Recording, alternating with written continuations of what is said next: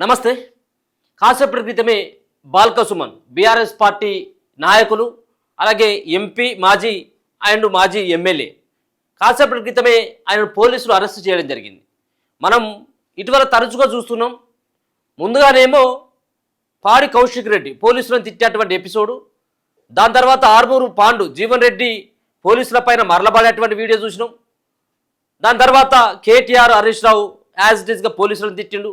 మేము red book రాస్తూ ఉన్నాం, మా ప్రభుత్వం వస్తుంది, ఒక్కొక్కరు పేరు రాస్తాం, ఒక్కొక్కరు తాట తీస్తామని వాళ్ళు బెదిరియడం జరిగింది. దాని తర్వాత ఎర్రబెల్లి దయాకర్ రావు కూడా పోలీసుల పైన తిరుగుబాటు చేయడం జరిగింది, పోలీసులని ఎటుపడితే అటు మాట్లాడడం జరిగింది. నిన్న జరిగినటువంటి ఇష్యూ క్యాతరపల్లి మున్సిపాలిటీలో ఏది అక్కడ ఉన్నటువంటి చైర్మన్ వైస్ చైర్మన్ల ఎన్నికలకు సంబంధించినటువంటి విషయంలో బాల్క సుమన్ వర్సెస్ ఇప్పుడున్నటువంటి మినిస్టర్ అయినటువంటి వివేక్, వాళ్ళ వర్గీయుల మధ్యలో వీళ్ళ వర్గీయుల మధ్యలో నిన్న ఒక ఉద్రిక్తమైనటువంటి పరిస్థితి నెలకొన్నది. ఒకరిపైన ఒకరు రాళ్ళు రువ్వుకున్నారు, ఒకరిపైన ఒకరు దాడి చేసుకునేందుకు ప్రయత్నించిండ్రు. వాళ్ళని ఆగబట్టడం పోలీసు వాళ్ళకు కూడా కాలేదు. ఒకనొక దశలో పోలీసులు సైతం చేతులు ఎత్తేసిండ్రు. అసలు ఏం జరగబోతా ఉన్నదో, ఎవడు సస్తడో తెలియదు, ఎవడు బతుకుతాడో తెలియదు. ఆ విధంగా నిన్న జరిగినటువంటి సంఘటన చూసినాం. ఇక్కడ తొర్రూరు కావచ్చు, మరో పక్కన క్యాతరపల్లి కావచ్చు, ఈ రెండు చోట్ల, దాంతోపాటు జనగామలో కూడా ఇటువంటి ఉద్రిక్తమైనటువంటి పరిస్థితి ఉన్నది. సో నిన్న జరిగినటువంటి క్యాతరపల్లి మున్సిపాలిటీలో జరిగినటువంటి అంశం ఏంటిదంటే, మేయర్ల చైర్మన్ల విషయంలో పూర్తిగా కాంగ్రెస్ పార్టీ అది ఉల్లంఘనలకు పాల్పడుతూ ఉన్నారు, ఇక్కడ మున్సిపాలిటీని సొంతం చేసుకునేందుకు కుట్రలు చేస్తున్నారు అనేది ప్రధానంగా అలచల్ చేయడం జరిగింది ఆ యొక్క మున్సిపాలిటీ దగ్గరికి వెళ్ళి బాల్క సుమన్. సో అక్కడ జరిగినటువంటి ఈ ఆవేశంలో ట్రాఫిక్ కోన్ ఏదైతే మనం ట్రాఫిక్ దగ్గర ఎర్రెర్రే అవి పెడతాం కదా, సో దాని ట్రాఫిక్ కోన్ తోటి ఆ మంత్రి వివేక్ కాన్వాయ్ పైన దాడి చేసిండు. అది పోయి అక్కడ ఉన్నటువంటి విధుల్లో ఉన్నటువంటి కానిస్టేబుల్కి తాకడం, కానిస్టేబుల్కి గాయం కావడం, అంతేకాకుండా బాల్క సుమన్ మనుషులు రాళ్ల దాడి కూడా చేసిండ్రు. రాళ్ల దాడి చేయడంతో ఆ రాళ్ళన్నీ కూడా ఆ కాన్వాయ్ ఏదైతే మంత్రి కాన్వాయ్ పైన పడడం, ఇదంతా కూడా అక్కడ బీఆర్ఎస్ పార్టీ శ్రేణులంతా హల్చల్ చేయడం జరిగింది. సో మరి బీఆర్ఎస్ పార్టీ వాళ్ళు చేస్తే వీళ్ళు ఏమైనా కాంగ్రెస్ పార్టీలు ఏమైనా చేతులు కట్టుకొని కూకున్నారంటే వాళ్ళు కూడా దాడి చేసిండ్రు. అయితే నిన్న పోలీసుల పైన కూడా దురుసుగా ప్రవర్తించారు ఎవరు, బాల్క సుమన్. ఇక్కడ కనబడుతున్నటువంటి విజువల్స్లో ఆయనను గొర్రె గుంజుకొని పోతా ఉన్నారు. ఇగో చూసుకోవచ్చు, ఇగో పోలీసులు ఇక్కడి నుంచి ఇంట్లోకి వెళ్ళి నిన్న దాడి జరిగినటువంటి ఘటన నేపథ్యంలో దీంట్లో 5గురిని గుర్తించడం జరిగింది. ఈ కేసులో A1గా బాల్క సుమన్ ఉన్నాడు. ఆ 4గురిని అదుపులోకి తీసుకున్న తర్వాత పెద్ద ఎత్తున ఇక బాల్క సుమన్ కూడా అరెస్ట్ చేస్తారన్నటువంటి వార్తలు వచ్చినటువంటి ఈ సందర్భంలో చాలామంది బీఆర్ఎస్ పార్టీ శ్రేణులు బాల్క సుమన్ నివాసానికి చేరుకోవడం జరిగింది. ఇదే సందర్భంలో పోలీసులు వాళ్ళ యొక్క బలగాలతోటి దాదాపుగా 100 మంది పోలీసులు అక్కడికి వచ్చి బాల్క సుమన్ని తీసుకొని పోయి అరెస్ట్ చేసిండ్రు, గుంజుకొని పోయి అరెస్ట్ చేసిండ్రు. వైద్య పరీక్షలకు అని చెప్పేసి హాస్పిటల్ కూడా తీసుకుపోయారు. మరి వాళ్ళు జడ్జి ముంగట ఏమైనా ప్రవేశపెట్టి రిమైండ్ ఏమైనా కోరుతాడా, మరి జడ్జి ఏమైనా దీన్ని అభ్యంతరం ఏమైనా తెలిపేట అవకాశం ఉంటుందా, అంటే 44 CRPC ఇవ్వకుండా ఎట్లా అరెస్ట్ చేస్తారనేది వీళ్ళు కూడా తెర మీదకి తీసుకొస్తారు. కాబట్టి ఏమైతే తెలియదు. మొత్తానికైతే పోలీసులు ఆయనను తీసుకొని పోయి అరెస్ట్ అయితే చేయడం అయితే జరిగింది. ఒకసారి ఆ వివరాలను కూడా చూసేటువంటి ప్రయత్నం అయితే చేద్దాం. ఇవి విజువల్స్ అన్ని కూడా ఒక ఉద్రిక్తమైనటువంటి పరిస్థితి అక్కడ కనబడ్డది. ఒకసారి చూసుకోవచ్చు.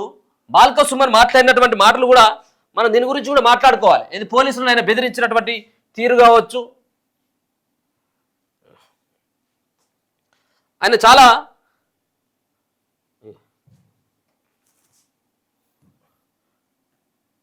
ఎందుకంటే పోలీసులని సిఐలు, ఎస్ఐలు, ఎస్పీలు, లాస్ట్కు సిపి సజ్జనార్ని నేను లాగులో తొండలిడుస్తా నీకు అని చెప్పేసి ఆర్మూర్ పాండు మాట్లాడాడు. ఒక సిపిని, కమిషనర్ ఆఫ్ పోలీసుని ఆ విధంగా ఆయన మాట్లాడడం జరిగింది. ఇక సిఐని అయితే నానబూతులు ఒక మతం పేరు పెట్టి పాడి కౌశిక్ రెడ్డి మాట్లాడినటువంటి మాటలు కావచ్చు. ఒకసారి చూసుకోవచ్చు. ఇక్కడ ఉన్నటువంటి బాల్క సుమన్ ఏం మాట్లాడుతున్నా యూరి. కాంగ్రెస్ పార్టీకి ఊడిగం చేస్తుంది, మంత్రి వివేక్ ఊడిగం చేస్తుంది. నేను 10 ఏళ్ళు గవర్నమెంట్ నడిపిన, 5 ఏళ్ళు ఎంపీ, 5 ఏళ్ళు ఎమ్మెల్యే, గవర్నమెంట్ విప్పు.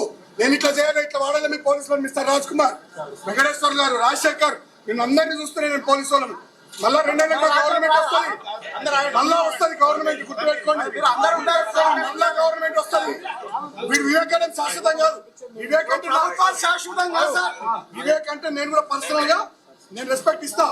మంత్రిగా ఆయన చేస్తున్న రచకం కరెక్ట్ కాదు. 200లో 11 వచ్చినాయి కాంగ్రెస్, నేను డిస్టర్బ్ చేస్తున్నాను. 18లో ఇక్కడ 22లో మాకు 14 వచ్చినాయి. Why is disturbing?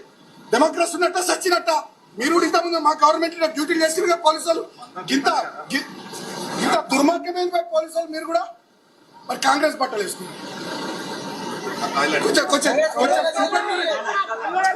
సరే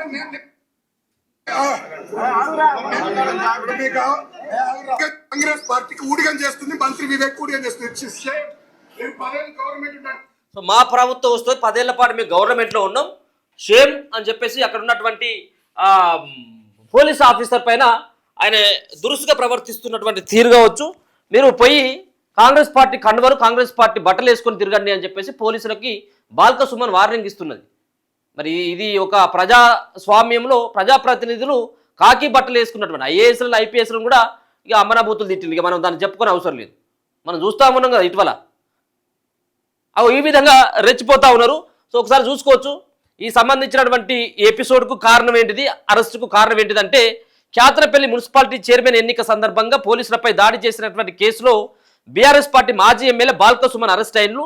చైర్మన్ వైస్ చైర్మన్ ఎన్నికల్లో ఎక్స్ అఫీషియో ఓటు వేసేందుకు క్యాతనపల్లి మున్సిపల్ ఆఫీస్కు వెళ్తున్న మంత్రి వివేక్ వెంకటస్వామి ఎంపీ వంశీకృష్ణ కాన్వాయ్పై రాళ్లతో దాడి చేయడం, పోలీస్ సెక్యూరిటీ కోన్ విసిరేటువంటి బాల్క సుమన్ చేసిండు.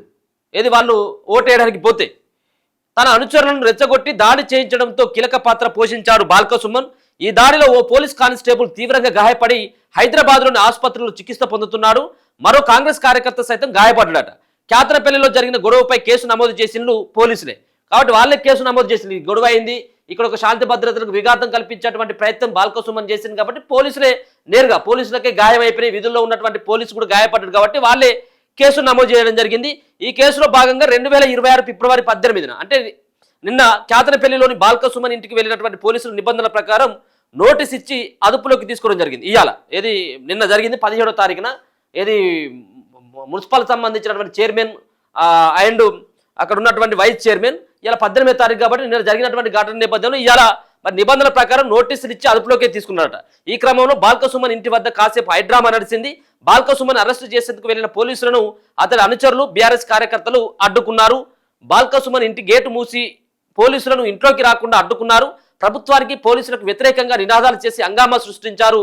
అయినప్పటికీ సంయమనంతో వ్యవహరించిన పోలీసులు రూల్స్ ప్రకారం బాల్క సుమన్ను అదుపులోకి తీసుకున్నారు. అనంతరం వైద్య పరీక్షల కోసం ఆయనను తీసుకుపోయి హాస్పిటల్లో మరి చికిత్స కోసం ఆసుపత్రిలో వైద్య పరీక్షలు ఉంటాయి కదా, సో వైద్య పరీక్షలు చేసిన తర్వాత మరి జడ్జి ముంగట ఏమైనా ప్రవేశపెట్టేటువంటి అవకాశం ఉంటుందా ఏందనేది కూడా మనం చూడాల్సినటువంటి అంశంగా చెప్పుకోవచ్చు. ఇప్పుడైతే క్యాతనపల్లి కావచ్చు, కరీంనగర్ కావచ్చు, ఇక్కడ ఉన్నటువంటి మంచిర్యాల ఇట్లా ఏదైతే ఈ ప్రాంతాల్లో ఒక ఉద్రిక్తమైనటువంటి పరిస్థితి అయితే కనబడుతుంది. బాల్క సుమన్ అరెస్టుకు సంబంధించినటువంటి నేపథ్యంలో బీఆర్ఎస్ పార్టీ సంబంధించినటువంటి శ్రేణులంతా బగ్గుమంటా ఉన్నారు. ఇలా కుట్రపూరితంగా కాంగ్రెస్ పార్టీ బీఆర్ఎస్ పార్టీని టార్గెట్ చేసి వాళ్ళంతా కూడా అరెస్టు చేయించడం కావచ్చు, కేసులు పెట్టించడం కావచ్చు, బీఆర్ఎస్ పార్టీ నేతల యొక్క ఆత్మస్థైర్యాన్ని దెబ్బతీసేందుకు కాంగ్రెస్ పార్టీ శ్రేణులు పనిచేస్తున్నాయి అంటూ పెద్ద ఎత్తున వాళ్ళు బీఆర్ఎస్ పార్టీ సంబంధించినటువంటి శ్రేణులు ఆరోపిస్తూ ఉంటే మరి నిన్న జరిగినటువంటి గొడవ మీన్స్ ఒకరొకరు వాళ్ళ మీద వీళ్ళ మీద వాళ్ళు దాడి చేసుకుంటేనే అది ఇరు వర్గాల మధ్య గొడవ. మరి అలా బీఆర్ఎస్ పార్టీ నేతల టార్గెట్ కాదు, బీఆర్ఎస్ పార్టీ కార్యకర్తలు కూడా నిన్న దాడిలో గాయపడ్డాడు. వాళ్ళపైన కూడా కేసులు నమోదు చేయాలి కాదనట్లేవు, కానీ బాల్క సుమన్ దగ్గర ఉండి మనం చూసుకోవచ్చు విజువల్స్లో. మనం ఏదైతే ట్రాఫిక్ కోన్ ఉందో ఈయన ఒకసారి ఎంపీగా చేసిండు, ఒకసారి ఎమ్మెల్యేగా చేసిండు. అటువంటి వ్యక్తి ఈ ట్రాఫిక్ కోన్ తీసుకొని అంటే ఇసిరేయడం అంటే ఏంటిది అంటే సంబుదవనా అన్నటువంటి దానిపైన పలు సెక్షన్ల కింద కేసులు నమోదు చేసి ఆయననైతే అరెస్ట్ చేయడం జరిగింది. ఇప్పుడైతే చూస్తూనే ఉండండి మన తొలి.